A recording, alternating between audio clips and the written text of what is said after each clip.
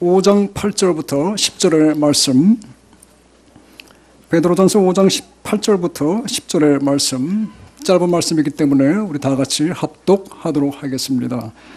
그리고 볼륨을 조금만 더 올려주시면 고맙겠습니다. 베드로전서 5장 8절부터 10절의 말씀 우리 함께 읽도록 하겠습니다. 근신하라 깨어라 너희 대적 마귀가 우는 사자같이 두루살이며 삼킬천을 찾나니 너희는 믿음을 굳게 하여 그를 대적하라. 이는 세상에 있는 너희 형제들도 고난을 당하는 줄을 알미느라.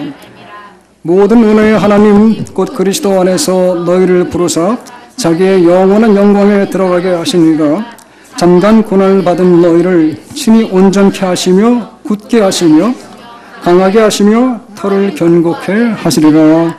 아멘. 여러분들은 참 축복된 교회에 출석을 하시고 있다는 것을 아실 수 있기를 바랍니다. 참 이런 얘기하면 참 빈말 같아가지고 별로 영혼 있는 아멘들이 없는데, 여러분 저는 이래봬도 참 여러 교회들과 함께 협력을 하고 또 동력을 지난 20년간 해왔습니다. 아프리카에서는 한 200~300개 교회를 저희 제자들과 개척을 해서 그런 교회들을 이제 감독하는 일도 했었고, 또 아시아에서도 현재 중국 지역과 또 여러 나라에서 교회를 지도자들을 훈련시켜서 개척하는 일을 해오고 있습니다. 그리고 내년에는 한국을 떠나서 4월 말이면 이제 그 필리핀 마닐라에 International Graduate School of Leadership이라고 그래가지고 그 국제 CCC에서 세운 학교인데 한 35년 된 학교예요. 거기 이제 자비령 전임 선교학 교수로 들어가서 그 20개에서 나라에서 오는 이제 학생들을 가르치면서 그분들을 통해서 또 교회를 개척하는 그런 사역을 지금 이제 펼치게 됩니다. 대학원 코र्스인데 이제 석사에서 박사 과정까지 참 엘리트들이 이렇게 오시는 학교인데, 거기서 또 이분들을 통해서 하나님 나라가 교회 개척을 통해 여러 나라에서 확장되기를 기도하는 마음으로 저는 이제 주로 강의를 돌아다니면서 해요. 설교도 합니다만은 이제 주로 이제 강의를 하고 있는데, 제가 우리 이규 목사님이 여기 앞에 계셔서 참 말씀드리기가 그렇습니다만은, 여러분 이규 목사님이 잘 돼야지 대한민국이 잘 된다고 저는 생각을 합니다. 또 영혼 없는 아멘들이 이렇게 나오네. 여러분 신촌 아름다운 교회가 잘 돼야지 대한민국이 잘 된다고 저는 생각을 합니다. 여러분 그런 근자감을 좀 가지세요. 근자감이 뭔지 알죠? 근거 없는 자신감. 근데 근거 없는 게 아니에요. 사실은 하나님 안에서 충만한 근거가 있는 자신감을 여러분들이 가질 수 있기를 축복합니다. 그래서 여러분 대한민국을 품는 우리 아름다운 교회, 또 우리 이규 목사님이 건강하셔야 돼요. 여러분 기도를 좀 많이 하세요. 그래서 여러분 신촌 아름다운 교회가 3,300개 하면은 그래야지 제가 나가서 세계에서 10,000개 할 거 아닙니까? 여러분들이 무너지면 안 돼요. 우리 이규 목사님 무너지면 안 돼요. 건강하게 여러분들이 기도 많이 하시기 바랍니다. 여러분들에게 뭐 특별한 말씀을 제가 드린다기보다는 제가 경험한, 제가 받은 은혜를 함께 좀 나누었으면 합니다. 저는 말씀드린 것처럼 이제 돌아다니면서 강의를 주로 하는데, 그러다 보니까 신학교 사역을 아무래도 사역자 훈련원을 운영을 하게 되죠. 이전에 어떤 신학교에서 어떤 학생이 설교학 시간이 되어가지고 교수님 앞에 나와서 설교를 연습을 하고 교수님이 이제 채점을 하는 그러한 강의 시간이 있었다고 합니다. 그런데 참 독특한 학생이 있었나 봐요. 아주 게으르기로 유명한 학생이었나 봅니다. 교수님 앞에 나와서 자기 순서가 돼서 설교를 연습하면서 강론을 펼치는데 청중들 앞에서 갑자기 이런 질문을 던져냅니다. 여러분, 제가 오늘 무슨 설교를 하는지 아십니까? 그랬다 그래요. 그 학생들은 청중들은 물론 모르니까 모릅니다 라고 대답을 했습니다. 여러분 우리 함께 연습을 좀 해보시기 바랍니다. 여러분 제가 오늘 무슨 설교를 하시는지 아시겠습니까? 모릅니다. 네, 감사합니다. 모른다 그랬죠 당연히. 그랬더니 학생이 하는 얘기가 나도 모릅니다. 그러고 들어가 앉아버렸대요. 그러니까 어이가 없는 거죠. 다 당황했죠. 그래서 교수님이 한 번 더 기회를 준다. 내일 다시 해라. 웬만한 학생 같으면 정신을 차렸을 텐데 이 친구가 또 이튿날 나와서 한다는 얘기가 예상하시다시피 여러분 오늘 제가 무슨 설교를 하는지 아십니까? 라고 물어봤대요. 근데 어저께는 모른다 그랬더니 자기도 모른다 그랬단 말이에요.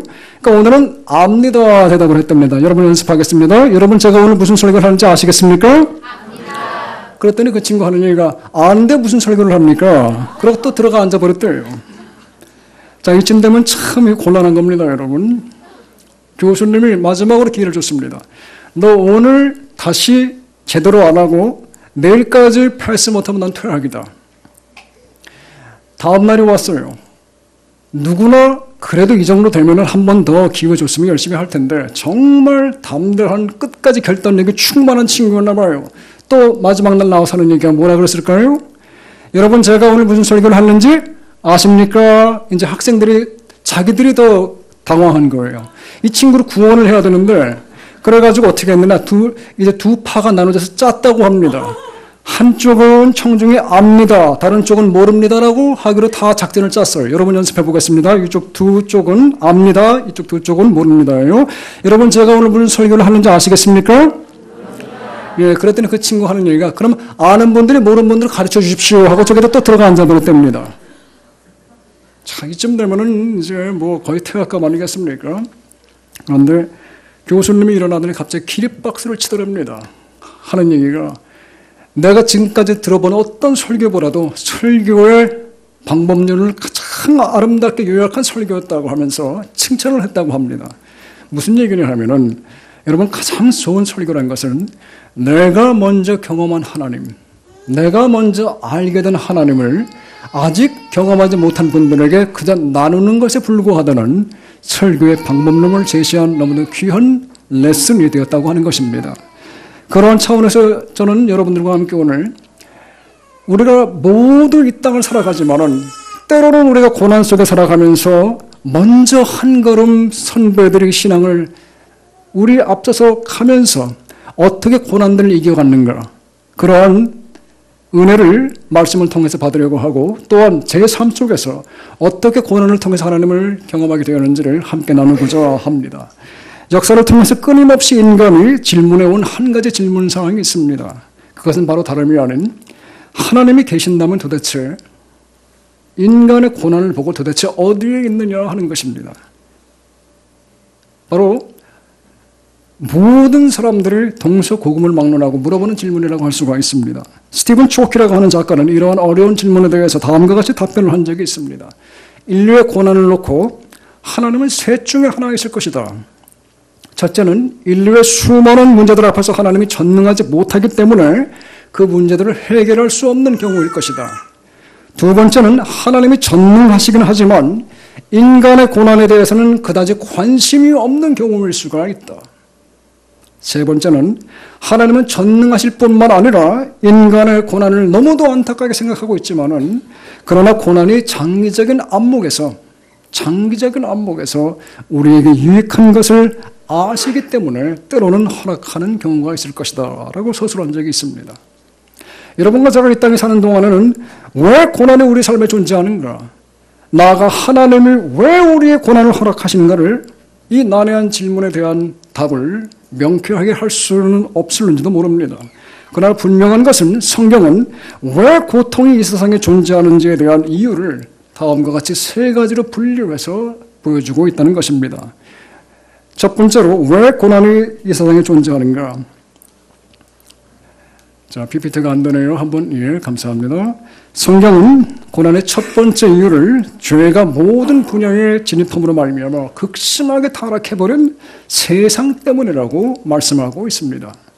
두 번째로 성경이 말하는 고난의 이유는 사람들에게 하나님이 주신 자유의지가 잘못 쓰여져서 인간이 정의가 아닌 죄악을 선택함으로 말미암아 고난이 우리 주변에 존재하게 되었다고 하는 그러한 내용입니다. 세 번째는 고난이 우리 세상에 존재하는 이유는 하나님이 만드신 아름다운 세상을 거짓과 불법으로 교란시키는 악한 소행과 이 마귀의 소행과 그리고 이를 그저 방치하고 거기에 따라가 버리고 마는 인간의 연약함 때문이라고 말씀하고 있습니다.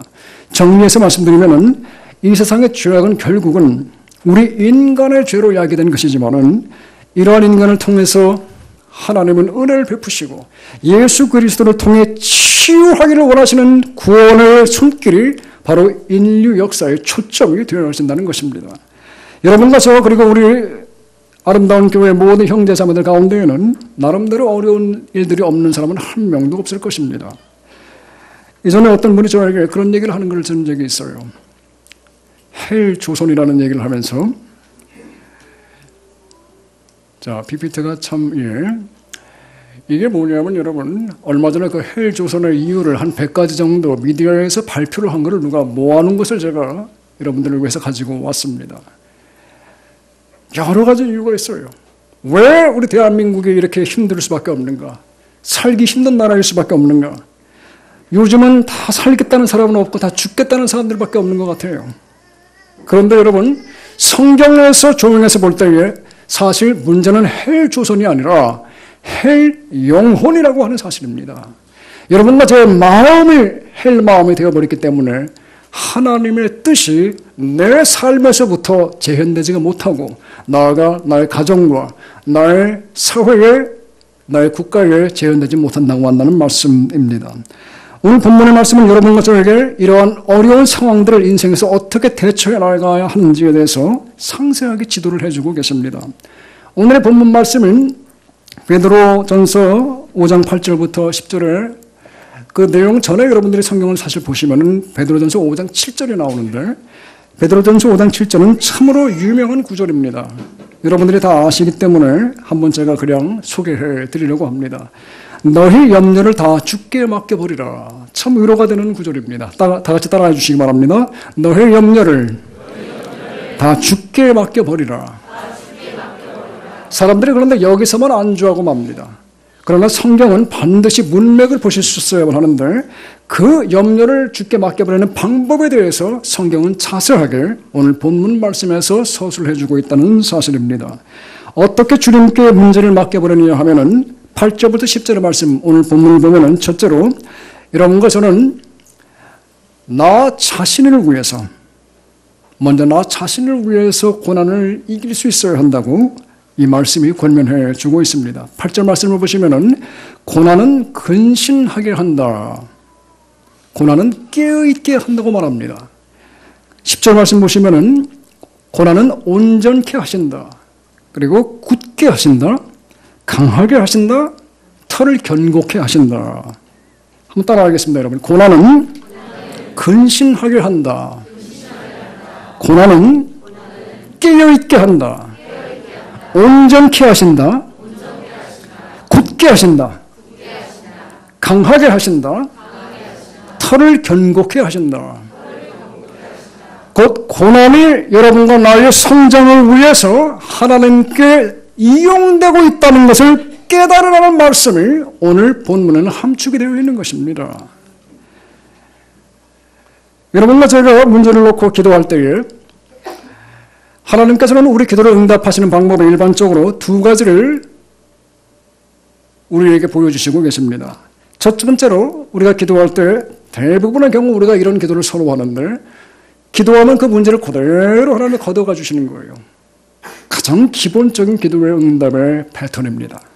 그러나 우리는 많은 경우에 여기서 또한 안주하고 맙니다. 여러분 하나님께서는 첫째로 우리가 기도하면은 문제를 제거하는 elimination 그런 원칙이 있는 반면에 또한 성장, elevation의 원칙을 통해서 우리에게 응답을 하신다는 것을 숙지할 수 있어야만 합니다. 스가랴서 4장 6절을 보시면 큰 산아 내가 무엇이냐 내가 수룹바벨 앞에서 평지가 되리라고 하는 구절이 나와 있습니다.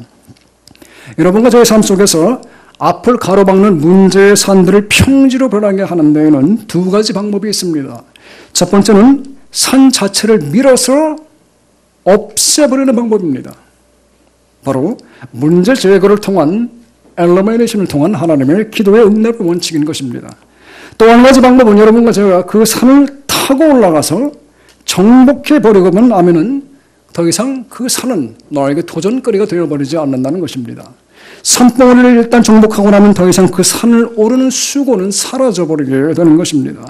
모든 도전적인 문제가 그때부터는 나의 발 아래에 있는 것을 발견하고는 여유롭고 관대한 마음을 품게 되는 것입니다.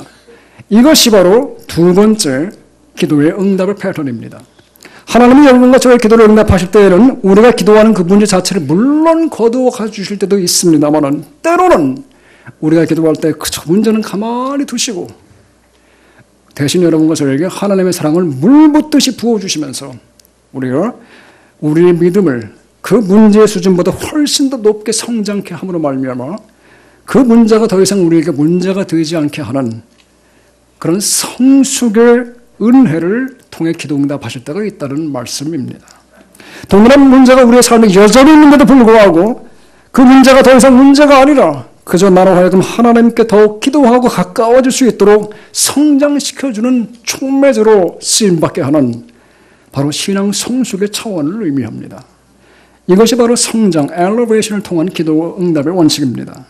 그리고 실질적으로 여러분과 저의 믿음이 성장해 갈수록 하나님은 첫 번째 식보다는 두 번째 식의 기도를 더 많이 응답을 우리에게 주신다고 하는 사실을 간과해서는 안 되는 것입니다. 어느 목사님의 글에 이러한 글이 써 있는 것을 제가 일찍이 본 적이 있습니다. 여러분과 저에게 닥치는 문제는 우리가 살아있다고 하는 증거입니다. 죽은 자에게는 문제가 없습니다. 문제는 믿음으로 비상하게 만들어줍니다. 문제는 하나의 문이 닫히지만은 또 다른 문이 열리게 하는 하나님의 은혜를 경험하게 해줍니다. 또한 우리에게 찾아온 문제는 가족의 소중함을 깨닫게 해줍니다. 우리를 성숙한 영혼, 커다란 영혼으로 만들어줍니다. 우리의 마음을 옥토로 만들어줍니다. 가을 풍년만을 쳐다보고 교만하지 않게 만들어줍니다. 문제는 우리로 하여금 상처를 받고도 향을 발할 줄 아는 향나무처럼 신앙이 아름다운 향을 발할 수 있도록 터득하게 만들어줍니다. 사랑하는 여러분은 우리가 부디 문제와 고난 속에 좌절하지 마시고 문제와 고난을 디딤돌 삼아서 우리 주님 앞에서 또 우리 주변 사람들 앞에서 더욱 성숙하게 되는 계기가 될 수 있기를 주의 이름으로 저는 축복합니다. 여러분, 그런 은혜를 받기 위해서 우리는 첫째로 나 자신을 위하여 고난을 이겨갈 수 있어야만 합니다. 두 번째, 여러분과 저는 남들을 위해서, 타인들을 위해서, 주변 사람들을 위해서 고난을 이겨갈 수 있어야만 합니다. 오늘 본문 말씀에 구절 전반부를 보시면은 너희는 믿음을 굳게 하여라고 나와 있어요. 따라합시다. 너희는 믿음을 굳게 하여. 여러분과 제가 오늘 이 시간 우리가 처한 고난을 이기려면은 굳은 믿음이 필요하다고 사도 베드로는 권면을 하고 있습니다. 우리 한국인들의 정서와 또 문화는 복 내지는 축복을 그 바탕으로 두고 있습니다. 이는 우리가 유대인들과 같은 셈족의 후손이기 때문에 하나님의 축복을 구하면서 기원하고 살아온 우리 한국인들의 참으로 건전하고 아름다운 문화라고 볼 수가 있습니다. 그런데 이 성경의 축복이라는 단어를 우리가 제대로 이해할 필요가 있다는 말씀이에요. 여러분, 성경에서 축복이라는 단어의 원어는 히브리어로는 베레카, 헬라어로는 유로기아인데 이 말은 둘 다 정확하게 그 뜻을 따져보면 뭐냐면은 여러분 외향적인 단어입니다. 내향적인 단어가 아니에요. 그러니까 축복받아가지고 내가 잘 간수하고 있다가 내 자식한테만 물려준다. 이런 건 성경에 없어요, 여러분. 곧 축복은 받는데 왜 받느냐? 남을 향해서 받는다는 의미를 내포하고 있다는 것입니다.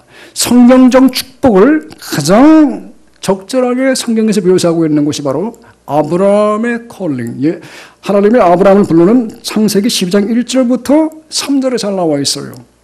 하나님이 아브라함을 향한 축복이 뭐라고 선포되어 있냐면 제가 읽어드리겠습니다. 내가 너로 큰 민족을 이루고 내게 복을 준다. 그래서 내 이름을 창대하게 한다. 너는 복의 근원이 된다. 너를 축복하는 자에게는 내가 복을 내린다. 너를 저주하는 사람은 내가 저주한다. 그래서 결론이 뭐냐?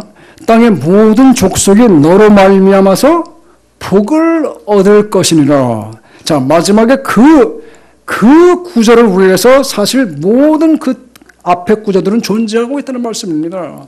하나님께서 모든 족속을, 온 인류를, 세상을 열방을 축복하기 위해서 선택한 방법이 무엇이냐 하면은 바로 아브라함이라고 하는 하나님도 모르던 우상 숭배자를 어느 날 갑자기 그에게 나타나서 하는 얘기가 네가 떠나라. 뭘 떠납니까? 본토, 친척, 아버지 집을 떠나면은 내가 이러한 축복을 준다. 그런데 축복은 너 받으라고 주는 게 아니라 뭐 하려고 줍니까? 바로 모든 족속 너 통해서 내가 축복을 해야 되는데 너는 나의 도구가 되어다로 하는 말씀입니다. 이것이 바로 성령이 말하는 축복의 개념이라는 것입니다. 수많은 사람들은 내가 복받고 내가 유명해지고 내가 복에 근원되는 데만 축복에 초점을 두고 있지만은 실제적으로 축복의 약속의 대상이 성경은 누구라고 말하고 있습니까? 바로 땅의 모든 족속 때문에 하나님은 여러분과 저를 축복을 먼저 하신다는 말씀이에요. 다시 말하면 남들에게 나누어 주기 위해서 여러분과 저는 복을 구하셔야 한다는 말씀입니다. 우리 학생분들은 남들을 더 잘 돕기 위해서 열심히 공부하셔야 합니다. 사업하시는 분들은 남들을 더 잘 돕기 위해서 땀 흘려 돈을 버셔야만 합니다. 선교사나 목사는 남들을 더 잘 돕기 위해서 신실하게 사역에 임해야만 하는 것입니다. 나 잘 먹고 잘 살기 위해서가 아니에요. 여러분, 이것이 우리가 믿는, 여러분과 제가 믿는 믿음의 근본 개념이 되는 것입니다. 그래서 여러분, 예수 믿는 사람은 돈 벌어서 남 줄 수 있어야 돼요. 예수 믿는 사람은 공부해가지고 남 줄 수 있어야 돼요. 예수 믿는 사람은 헌신 봉사해서 남 줄 수 있어야만 한다는 말입니다. 여러분, 예수님도 이 땅에 계실 때 그래서 30년 동안 이 지저분한 세상에 하나님 아들이 와가지고 열심히 성장해가지고 결국은 자기의 모든 삶을 우리를 위해서 내어주시고 떠났다는 예표를 보여주고 있는 것입니다. 이러한 믿음의 진리는 우리 현대인들이 믿고 있는 믿음의 요소 가운데서 가장 오해가 되고 있는 소위 헌신과 헌금에 대한 잘못된 믿음을 바로 잡아줄 수가 있습니다. 여러분과 저는 여차하면 하나님을 일종의 은행업자같이 잘못 오해를 할 때가 너무 많아요. 여러분, 예를 들면 마태복음 13장과 마가복음 4장에 나오는 30배, 60배, 100배 축복이라는 말씀을 저는 여러 군데서 강의하다 보면은 수많은 사람들이 오해를 하고 있는 것을 볼 수가 있어요. 여러분, 우리는 수많은 때에 이렇게 이 말씀을 해석을 합니다. 내가 열심히 헌금하고 헌신 봉사하면은 하나님이 때가 되면은 30배, 60배, 100배로 불려 주실 것이다. 하나님이 물론 뭐 그리 할 수도 있겠지만은 어떤 분들은 계산기까지 두들겨 가면서 내가 10,000원어치를 하나님께 드렸으니까 미니멈 때가 되면은 30만 원은 내가 하나님께 분명히 받을 것이다. 이러한 소위 착각을 믿음인 줄 알고 열심히 믿고 사시는 분들로 제가 본 적이 있습니다. 물론 이 교회는 그런 분들이 없어요. 다른 교회 가면 있어요. 마태복음 13장과 마가복음 4장을 읽어보시면은 그 말씀은 말씀을 듣고 순종하는 정도에 따라 30배, 60배, 100배의 신앙 성장이 있을 거라는 말이지 전혀 헌금 액수와 헌신의 정도와는 관계가 없는 말씀인 것을 볼 수가 있습니다. 사람이 드는 헌금이나 구제가 이러이러한 식으로 우리에게 돌아올 것이라고 그나마 성경에서 갖다 붙일 수 있는 구절은 오직 누가복음 6장 38절 한 곳뿐입니다. 주라 그리하면 너희에게 줄 것이니 곧 후히 달려 누르고 흔들어 넘치도록 하여 너희에게 안겨주리라. 그리고 여기가 중요한 말씀이 나와요. 너희의 헤아리는 그 헤아림으로 너희도 헤아림을 도로 받을 것이니라. 이게 사실 이 말씀의 포인트입니다. 다시 말하면 이 말씀도 그 문맥을 따라서 엄밀하게 해석하면은 헌금이나 구제에만 적용되는 것이 아니라 더 나아가서 비판, 칭찬, 사랑, 용서 등 우리의 삶에서 무슨 내용을 남들에게 주든 간에 그 준 사람이 결국은 몇 배로 돌려받을 수 있다는 것을 명심하라는 좀 더 광범위하고 의미심장한 구절이라고 볼 수가 있습니다. 그래서 성경에 말하는 것은 너무도 명백해요, 여러분. 심는 대로 거둔다는 거예요. 여러분과 저는 분명히 축복을 구하는 믿음이 있어야만 합니다. 그러나 축복을 구하는 궁극적인 목적은 바로 내가 아닌 다른 사람들을 임을 기억을 할 수 있어야만 합니다. 여러분, 이거는 우리가 그저 인심 중 쓰는 차원의 자기 자랑과는 차원이 다릅니다. 삶의 목적 자체가 남을 위해서 살아가는 인생을 의미합니다. 여러분과 제가 그 어느 날 하나님 앞에 서는 그날에 나 때문에 나의 자식들이, 나 때문에 나의 배우자가, 나 때문에 나의 가정이, 나 때문에 나의 사회가, 나의 직장이, 더 나아가 나의 나라와 열방이 조금이라도 더 나은 세상이 되어가고 있었다면 그것이 바로 성경은 예수 믿는 사람의 복의 근원의 삶이라고 말하고 있는 것입니다.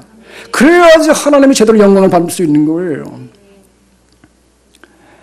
여러분, 이렇게 남을 축복받아서 주겠다는 믿음만이 여러분과 저를 고난에서 이기게 하는 줄로 믿으시기를 바랍니다. 9절 후반부를 보시면 이렇게 나와 있습니다. 이는 세상에 있는 너희 형제들도 동일한 고난을 당하는 줄을 알미니라. 여러분, 이 말은 아파본 사람만이 아픈 남들의 고통을 제대로 이해할 수 있음을 말하고 있습니다. 없어본 사람만이 없어서 괴로워하는 사람들을 진정으로 사랑으로 일으켜 세워줄 수가 있습니다. 그렇지 않으면 다치 잘난 맛이 하는 거예요. 낙심해 본 사람만이 포기하려고 하는 남들에게 겸손하게 다가가서 일으켜 줄 수가 있습니다. 결국 여러분과 제가 현재 당하는 고난은 남들을 위한 미래의 봉사와 헌신과 사역을 위한 준비 과정일 수도 있다는 것을 기억하라는 말씀입니다. 한 20년 전에, 정확하게 1995년도에 저는 미국 동부 지역에서 사역을 개척하면서 이제 선교를 준비하고 있었습니다. 전도한 흑인 형제분들 몇 분과 함께 그 당시 한국으로 따지면 원룸 크기의 조그마한 저의 숙소에서 성경 공부를 인도하면서 교회 개척을 주려 하고 있었습니다. 양적으로 질적으로 기대만큼 성장하지 않는 회중을 보면서 하루는 제가 너무 힘들어가지고 지치고 낙담되어서 그냥 땅바닥에 주저앉아가지고 기도도 안 하고 그냥 탄식에 오른 하소연을 하나님께 드렸던 기억이 납니다. 이렇게 고전할 바에는 제가 그때 20대였는데 일찍이 사역자의 길을 접고 그냥 남들처럼 직장 다니면서 좀 나도 내가 하고 싶은 거 하면서 살아가고 싶다는 그런 마음이 이제 심령 속에 굴뚝같이 올라왔습니다. 주님을 지금까지 따라왔는데 나름대로 주님께 대한 원망과 또 지나온 시간에 대한 후회와 또 자기 연민의 눈물로 거의 하루를 다 지나가고 있었습니다. 그런데 갑자기 제 마음속에 성령님의 음성이 들려왔습니다. 그 음성 때문에 제가 지금도 하나님의 사역을 하고 있다고 해도 과언이 아닐 것입니다. 사역은 네가 하는 것이 아니다. 내가 하는 것이다. 너의 마음가짐을 고쳐야만 한다. 잔잔하면서도 강하게 제 심령을 울려오는 이 성령님의 음성에 저는 그 이후로도 수시간을 하나님 앞에 더 회개의 눈물로 나아갈 수밖에 없었습니다. 그리고 제 심령을 깨끗하게 치료해 주신 하나님 앞에 두 가지를 그때 제가 서원을 하였습니다. 첫째는 하나님, 내 평생 하나님 따라가면서 주님의 일을 할 때에 내가 섬기는 선교회의 대표로, 내가 섬기는 교회의 당회장과 담임 목사로 성령님을 모시겠습니다. 절대로 내가 내 주권 행사하지 않겠습니다. 둘째로, 이 지구촌에 나와 같이 사역하다가 지치고 쓰러져서 힘들어하는 주의 종들이 계시다면 그분들을 격려하면서 힘을 돋아주면서 평생을 내가 헌신하고 살겠습니다 하고 하나님께 제가 기도를 드렸어요. 그로부터 얼마 있지 않아서 그 교회는 자립을 하게 되고 제가 전에 20년을 몸담아 온 이 BTC 선교회의 기반이 마련이 되고, 또한 그 이후로 저는 하나님과 약속대로 아프리카와 아시아의 수많은 목회자들과 신학생들을 멘토링하며 섬길 수 있는 은총을 지금까지 경험해 오고 있습니다. 이전에 제가 경험했던 좌절과 고난이 없었다면 저는 결코 사역자들이 겪는 번민과 고난을 이해하고 공유할 수 없었을 것입니다. 나아가 지금까지 이분들을 절대로 효과적으로 섬길 수도 없었을 거예요. 여러분과 저는 남을 위해서 이 고난을 이길 수 있어야만 합니다. 세 번째, 그리고 끝으로 여러분과 저는 하나님을 위해서 고난을 이길 수 있어야만 합니다. 10절 전반부를 보시면은 모든 은혜의 하나님 곧 그리스도 안에서 너희를 부르사. 여러분과 제가 어려운 순간들을 이겨내 가기 위해서는 예수 그리스도의 희생을 통해 우리에게 은혜를 베푸신 하나님을 바라보아야만 한다고 성경은 증거합니다. 히브리서 12장 2절을 보시면은 믿음의 주여 또 온전케 하시는 이인 예수를 바라보라. 여러분과 저의 고난 속에서 매일매일을 실제적으로 이겨나가는 방법은 십자가와 예수를 품고 바라보고 나아가는 방법밖에는 없습니다. 여러분과 저를 우리의 죄악에서 구원하기 위해서 우리 대신 희생양으로 이 땅에 오신 예수님은 이제 우리가 그분의 오심을 축하하고 감사하는 성탄절을 좀 있으면 맞이하게 되는데, 그분이 이 땅에 오셨을 때에 십자가에 돌아가셨습니다.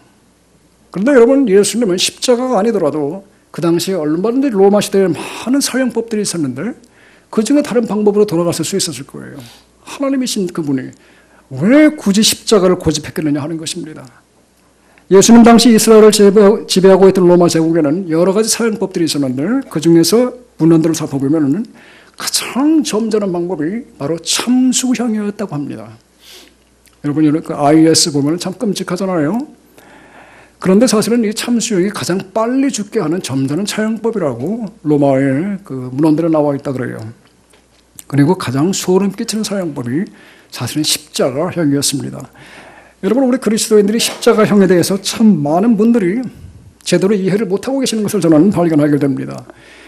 십자가에 못 박히는 죄수는 대못 3개로 형틀이 고정이 되는데, 학자를 따라서 의견이 분분하지만 일반적으로 밧줄 같은 건 없었다는 얘기가 더 공신력이 있습니다. 그냥 3 못으로 고정이 되는데, 그 못들은 손바닥을 관통하는 것이 아니라 사실은 인체의 정중신경에 맞추어 치게 되어 있다고 의학계에서 얘기를 합니다. 정중신경이란 손목 위, 바로 위 이쪽을 지나가는 신경 조직인데, 이것을 건드리게 되면 사람은 실로 형용할 수 없는 고통을 느끼게 되어 있습니다. 그 고통을 정확하게 표현하기는 참 어려운 일인데, 왜냐하면 지금 십자가 힘이 없기 때문이에요. 이 정중신경하고 연결되어 있는 척골신경이라는 신경을 좀 살펴보면은, 혹시 이제 의학계에 계시는 분들이 계시면은 더 저보다 잘 알리려고 생각을 합니다만은, 척골신경을 살펴보면은 우리가 고통을 조금이나마 상상을 해볼 수가 있게 됩니다. 척골신경은 우리 인체의 팔꿈치, 바로 옆에 있는 물렁물렁한 부분을 지나가는 신경입니다. 여러분들 중에 혹시 간혹 실수로 이 모서리 같은 곳에다가 팔꿈치를 이렇게 부딪혀 본 분들이 아마 계실지 몰라요. 마치 전기에 감전된 것처럼 온몸에 울려 퍼지는 그 말할 수 없이 짜릿한 고통을 느껴본 분들이 있을지도 몰라요. 근데 여러분, 그 십자가에 고정시키는 못이 죄수의 정중신경을 뚫고 지나가면은 죄수는 죽는 순간까지 마치 자기의 팔꿈치 옆에 그 물렁뼈 부분을 벤치 같은 것으로 으스러뜨리는 그런 흡사한 고통을 느낀다고 합니다. 다시 말하면 오직 빨리 죽는 것만이 그에게는 소망이 될 정도로 그야말로 끔찍한 사형법이 바로 십자가형이었다고 합니다. 나아가 죄수는 일단 지면에서 못이 박히는데, 그리고 나서 십자가가 세워지면은 중력으로 인해서 못 박힌 십자가가 지면에 꽂혀지면은 그 동시에 어깨 관절이 탈구가 되어버리고 말아요. 관절이 어긋난 2 팔과 2 다리를 이용해서 죄수는 십자가상에서 끊임없이 자기의 몸을 들었다 내렸다 함으로써 숨을 내쉬어야만 합니다. 숨을 들이마시고 내뱉을 때마다 온 몸이 움직일 때마다 내장이 드러나도록 채찍질을 당한 그의 등허리는 거칠고도 겹친 십자가의 표면에 비벼지게 됩니다. 그리고 이러한 고통을 수시간, 그리고 대부분 수일에 걸쳐서 죽는 순간까지 감당을 해야 하는 것이 바로 십자가형이었다고 알려져 있습니다. 그리고 결국은 대부분 보면 왜 죽느냐 하면은 허파가 파열되어서, 허파가 과도 팽창되어서 파열되어 죽는 것이 바로 십자가형이었다고 합니다. 이런 무시무시한 고통을 하고 계셨던 우리 주님은 마태복음 7장 34절을 보시면은 그 당시에 마추자였던 쓸리게탄 포도주까지도 다 사양하시면서 맑은 정신으로 여러분과 저를 위해 모든 고통을 십자가에서 친히 맛보기를 원하셨던 것입니다.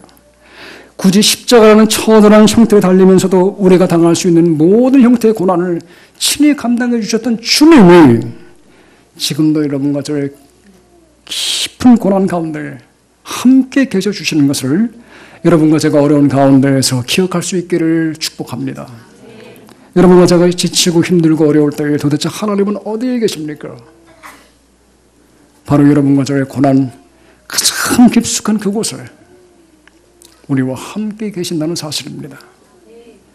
이것이 바로 예수님 십자가의 사랑이 여러분과 저에게 주는 메시지라고 성경은 말씀하고 있습니다. 그러기에 고린도후서 5장 14절은 그리스도의 사랑이 우리를 강권하신다. Christ's love compels us. 다시 말하면은 이 하나님의 사랑은 그야말로 못 말리는 끔찍한 사랑이라는 말이에요. 우리의 고난 속에서 이러한 사랑을 기억함으로써 하나님 그분을 위해 고난을 이겨가는 여러분과 제가 될 수 있기를 주의 이름으로 축복합니다. 여러분과 제가 마트에 가면은 장을 보실 때 보면은 모든 물건에는 물건의 가격표가 매겨져 있습니다. 그런데 그 물건들은 그 가격표에 따라 그 가치가 결정이 되어지죠. 나아가 그 물건의 가격은 제조업자가 그 물건이 어떻게 만들어졌는가의 공정을 생각해 보면서 얼마만큼의 투자가 들어갔느냐를 보고 그 가격을 가늠하게 되어 있습니다.